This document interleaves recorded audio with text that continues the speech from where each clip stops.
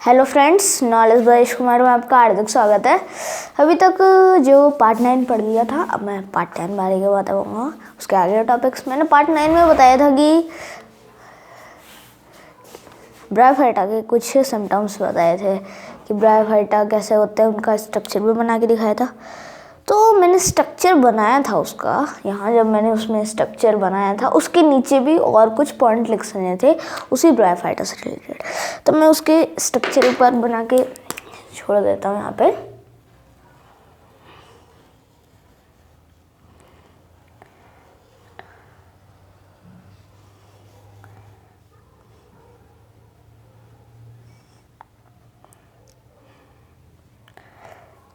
ठीक है, ये यहाँ पे ऐसा कुछ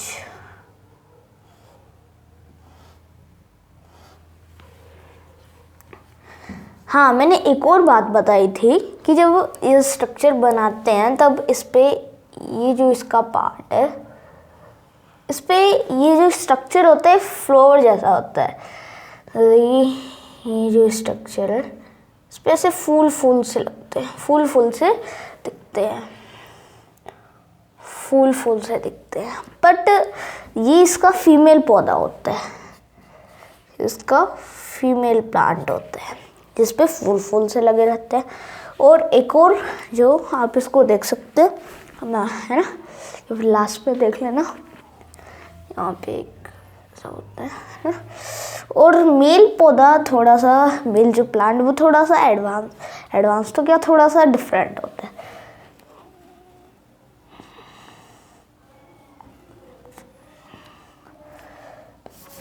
सेम तो थोड़ा सा बनेगा नहीं, थोड़ा बहुत तो चेंज होएगा।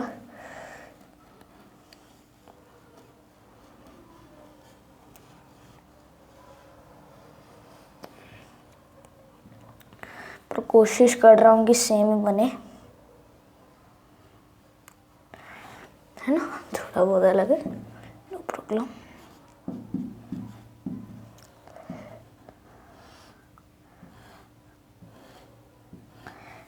इसमें क्या होता है कि यहाँ का जो पार्ट होता है,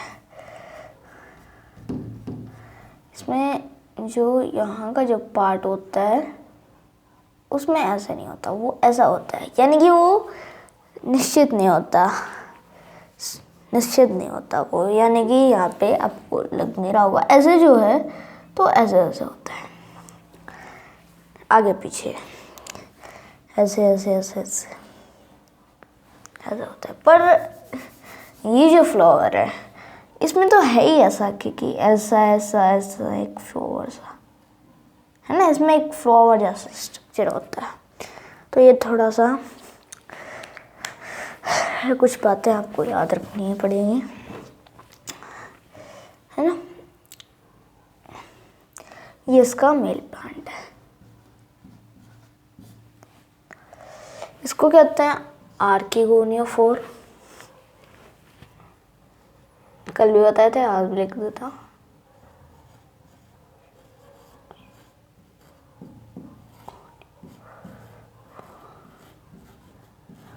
इसे कहते हैं आर्किगोनिया।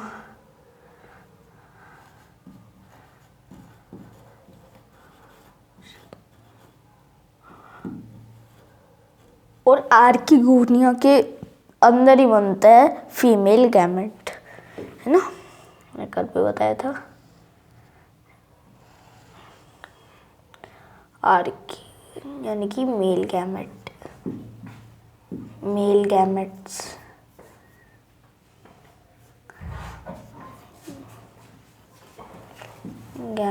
यानी कि इसको एक और नाम से कहते हैं oosphere।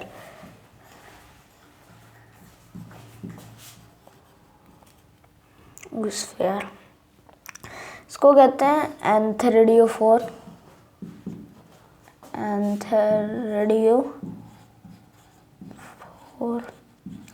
इसे कहते हैं एंथेरिडियम।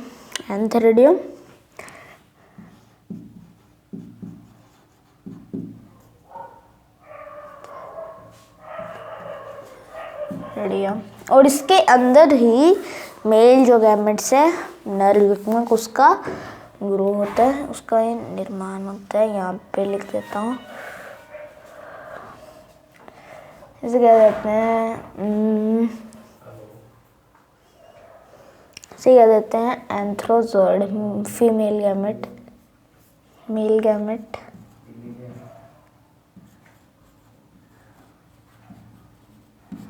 से एंथ्रोजोइड,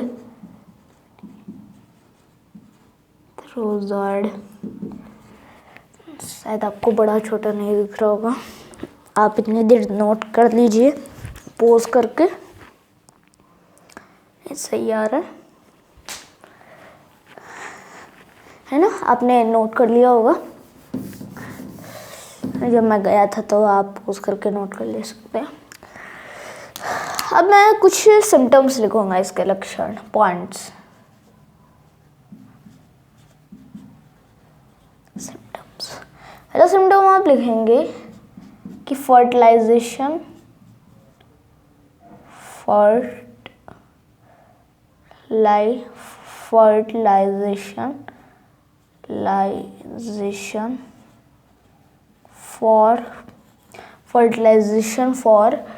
water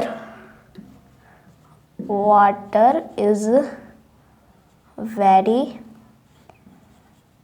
necessary.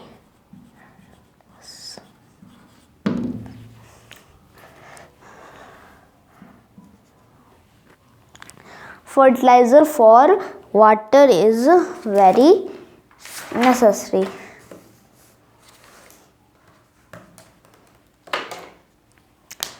Fertilization for water is very, इसका मतलब क्या है? फर्टिलाइजेशन मतलब होता है निषेचन, यानी कि क्या होता है, कल भी बताया था मैंने, आज भी देख लीजिए।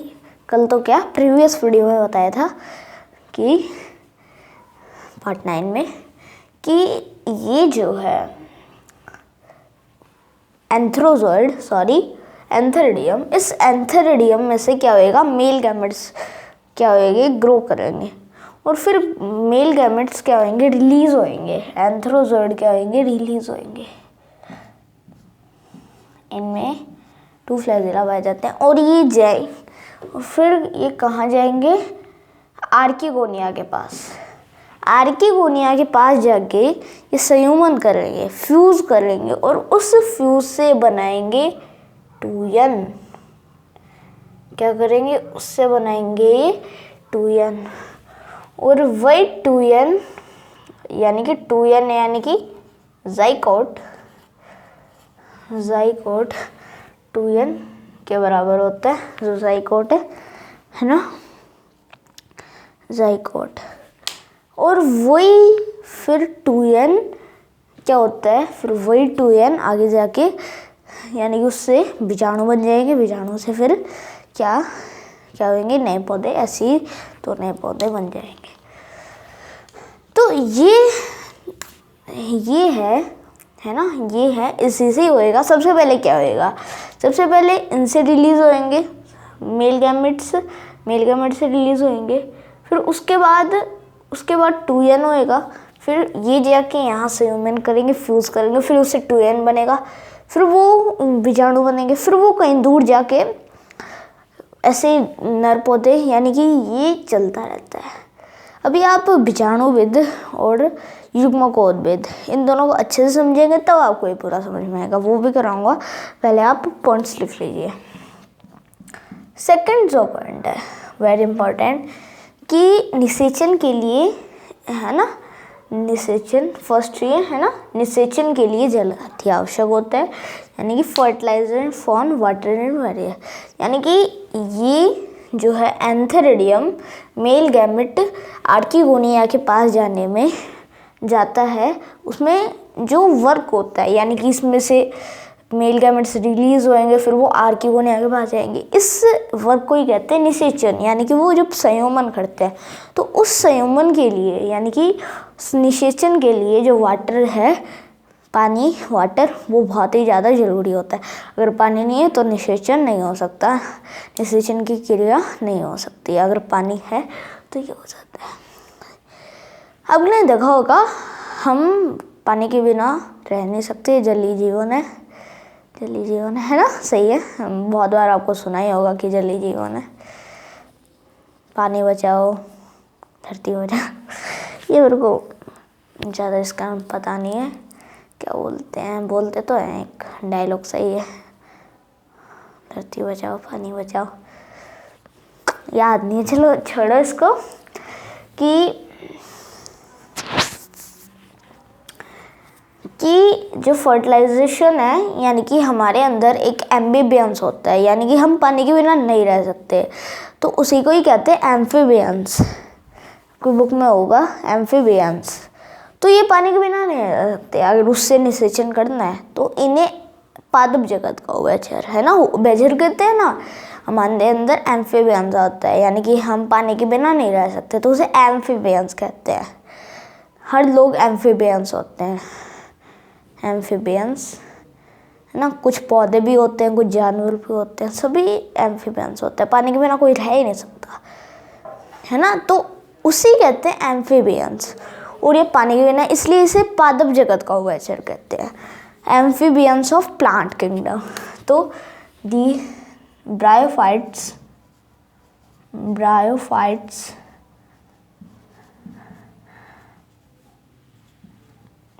called amphibians of plant kingdom. Amphibians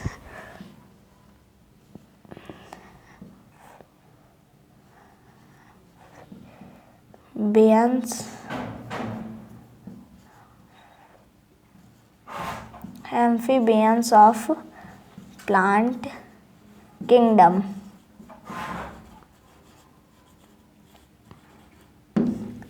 यानी कि ब्रायोफाइटों को हम क्या कहते हैं, ब्रायोफाइट्स को हमें पादप जगत का उभयचर एम्फीबियंस ऑफ प्लांट किंगडम कहते हैं।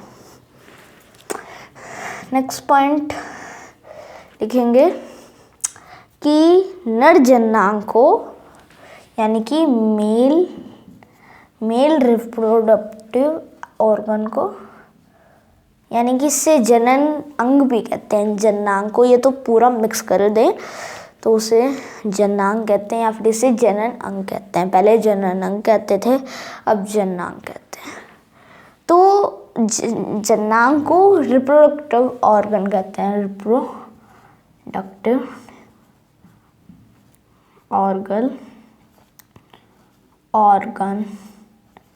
यानी कि नर जननांग, यानी कि मेल, नर का मतलब मेल और जननांग का मतलब रिप्रोडक्टिव ऑर्गन। रिप्रोडक्टिव और ऑर्गन अलग अलग है, इसको मिलाना मत, ये अलग है। मेल रिप्रोडक्टिव ऑर्गन कॉल्ड, यानी कि नर जननांग को हम कहते हैं मेल रिप्रोडक्टिव ऑर्गन कॉल्ड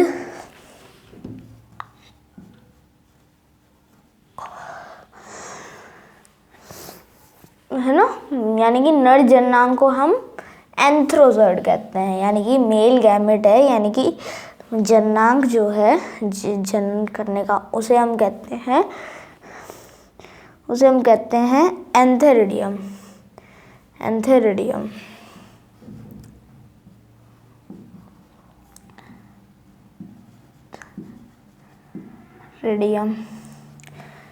ये तो एक युग्मक है ना। एंथेरिडियम जो है वो एक अंग है। एंथेरिडियम क्या है, वो भी एक ऑर्गन है, यानी कि ये जो है ये पूरा का पूरा एक ऑर्गन है। एंथेरिडियोफोर भी एक ऑर्गन है।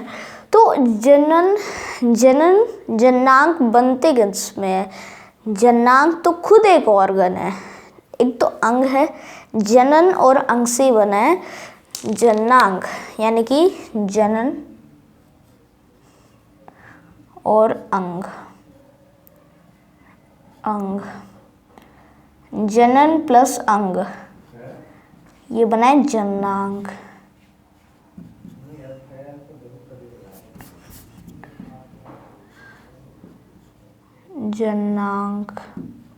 ये मैं आपको हिंदी में भी समझा रहा हूँ, हालांकि मैं हिंदी लिखे नहीं है, मैं हिंदी में समझा रहा हूँ। यानी कि जनन प्लस अंग वो कहते हैं जननांग, यानी कि रिप्रोडक्शन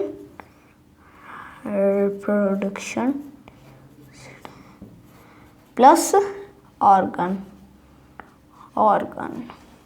होता है रिप्रोडक्टिव। ये रिप्रोडक्शन में एक क्या हो गया, ये तो सेम है। रिप्रोडक्शन में क्या होएगा, रिप्रोडक्टिव रिप्रोडक्टिव, यानी कि रिप्रोडक्टिव हो गया। रिप्रोडक्टिव ऑर्गन कहते हैं जननांग को। तो यानी कि जनन होता किसमें, यानी कि युग्मक जो है वो बनते किसमें, तो वो किसमें बनते हैं, एंथेरिडियम में। यानी कि जो युग्मक जो बनते हैं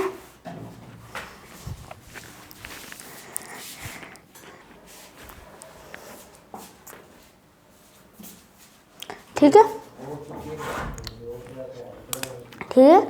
कि जनन प्लस अन्नांग, रिप्रोडक्शन प्लस ऑर्गन क्या होता है, रिप्रोडक्टिव ऑर्गन। यानी कि एक अंग है, ये एंथेरिडियम का एक अंग है, उसी में जनन होता है, यानी कि उसी में युग्मक बनते हैं और उसी से जनन होता है, तो इसलिए रिप्रोडक्टिव ऑर्गन कहते हैं। यहाँ पे ज़्यादा समझाने की जरूरत नहीं थी, इसलिए इसको और क्लियर से समझा देगा कि आगे आपको इसमें प्रॉब्लम ना है। Male reproduction organ called antheridium and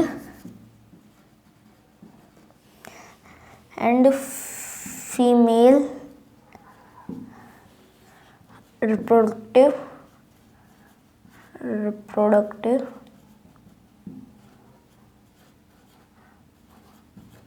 organ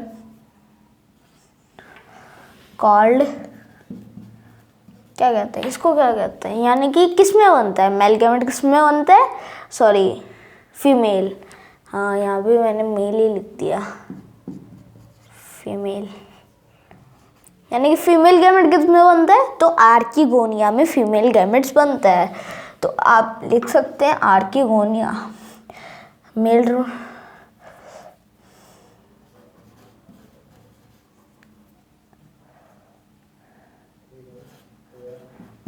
Gonia. Female reproductive organ को हम क्या कहते हैं, आर्किगोनिया। तो ये आपका थर्ड पॉइंट हो गया। फोर्थ पॉइंट आप लिख लीजिए, कि the presence of presence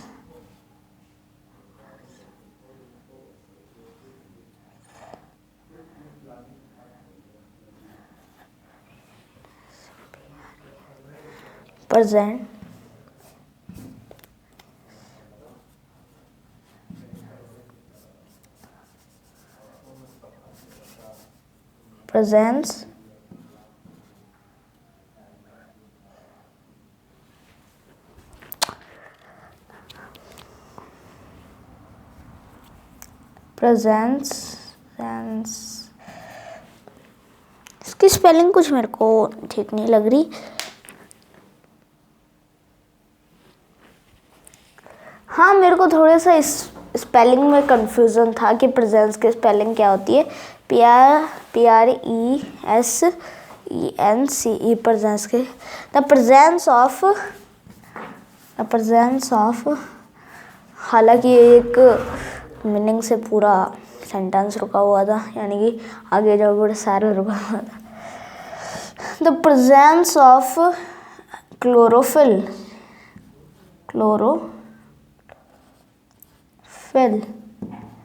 the presence of chlorophyll, they are autotroph,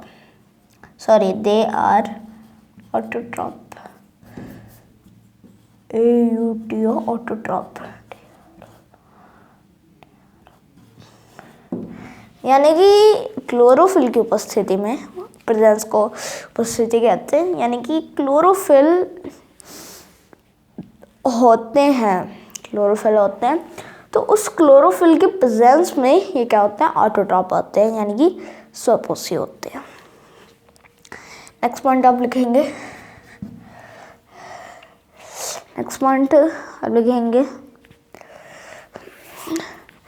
male gametes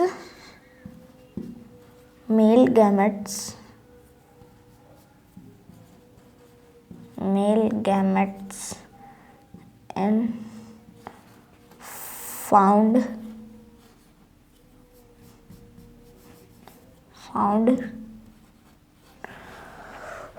to flagella,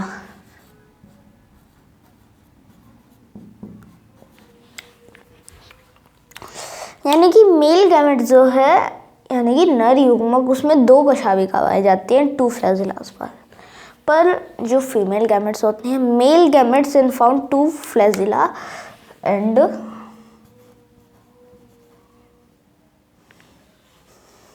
they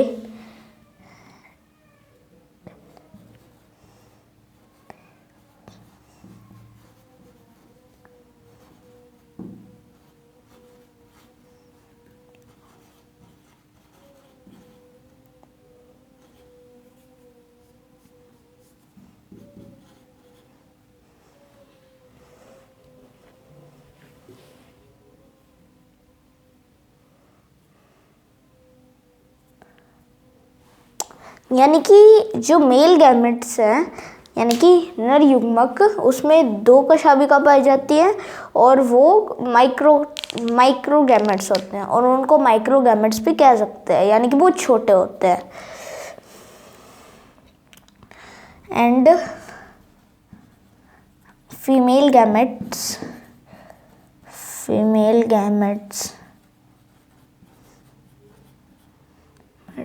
and found no flagella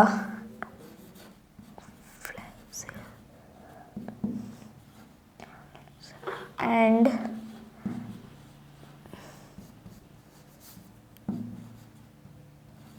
they called macrogametes.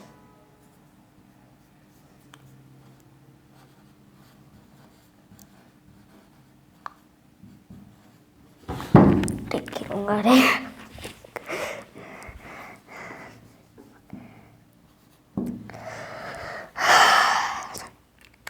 यानी कि मेल गैमेट्स में 2 कशाभिका पाई जाती है इन फाउंड 2 फ्लैजिला और उनको कहते हैं माइक्रोगैमेट्स, यानी कि वो छोटे होते हैं।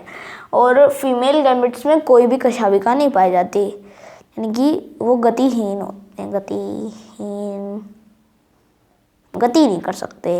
ये मैंने बुक में कहीं वर्ड सुना है कि गतिहीन, यानी कि गति और हीन, यानी कि वो गति नहीं कर सकते।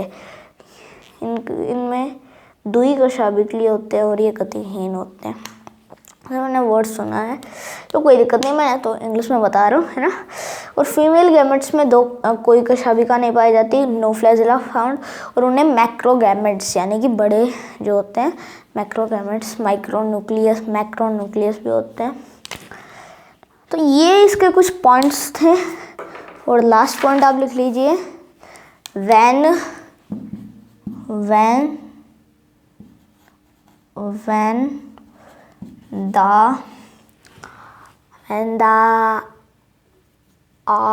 क्या कहते हैं ऊसफेयर, है ना।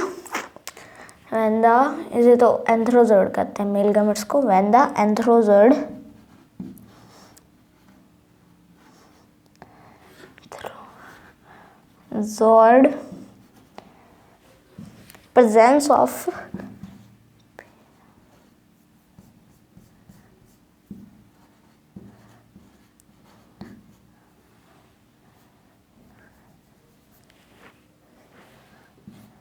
presence of water go to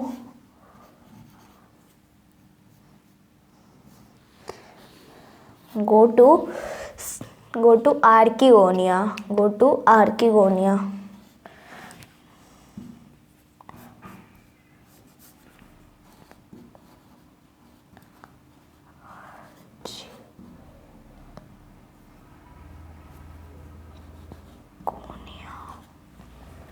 when the एंथ्रोजोइड presence of water, यानी कि जब एंथ्रोजोइड जो है, एंथ्रोजोइड यानी कि नर युग्मक जल की उपस्थिति में प्रेजेंस ऑफ वाटर आर्किगोनिया के पास जाता है and do fuse,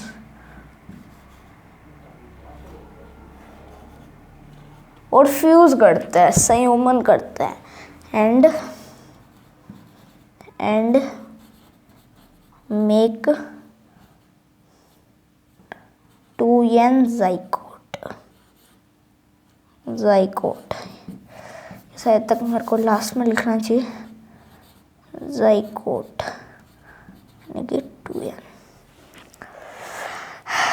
and Mac 2n, यानी कि जब एंथ्रोजोइड जो है नर युग्मक वो जल की उपस्थिति में आर्किगोनिया के पास जाता है और क्या करता है, संयुग्मन करता है, फ्यूज करता है और जाइगोट बना लेता है 2n। जाइगोट जो है ना निषेचित युग्मनज, वो क्या करता है, फिर वो स्पोरोफाइट को जन्म देता है, स्पोरोफाइट। और स्पोरोफाइट से क्या बनते हैं, स्पोर बनते हैं। अब समझेंगे कि ये बीजाणुउद्भिद और युग्मकोद्भिद क्या होता है, यानी कि ये आपने पहले भी इस सवाल में भी पढ़ा होगा बीजाणुउद्भिद। अब ये आपको समझ में नहीं आया कि ये होता क्या है बीजाणुउद्भिद और युग्मकोद्भिद, तो चलिए ये समझते हैं।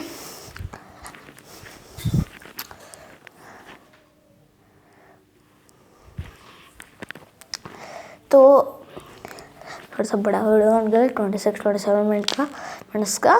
तो आज के लिए इतना ही, आप इसको नोट कर दीजिए अच्छे से, मैं आगे बताता हूँ।